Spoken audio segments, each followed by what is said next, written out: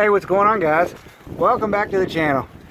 In this video, I'm going to show you how to remove transmission pan on a Dodge 2500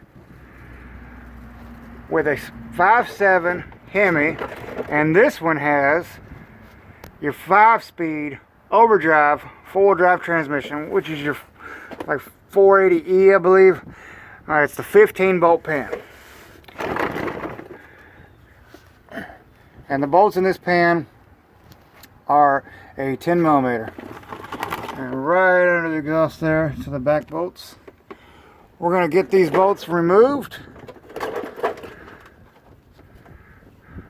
And we'll show you how we do it. And here you go, guys. We got all 15 bolts removed out of this transmission pan. Somebody's put a rubber gasket maker around this pan.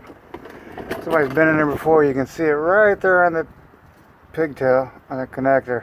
So yeah, it's stuck on there. Excuse me. We're gonna have to get a rubber mallet and tap it to get it to come loose so we can try to catch most of this fluid down in here, because it's gonna make one hell of a mess.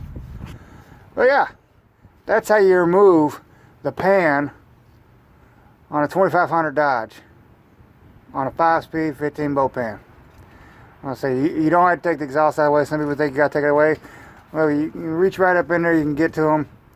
You use a swivel, and you can get to those back pan bolts without taking the, without undoing the transmission mount right there, or taking the exhaust out of the way. You can get to them. Hopefully, I found this video useful. If you did, please give it a thumbs up. Hit the share button.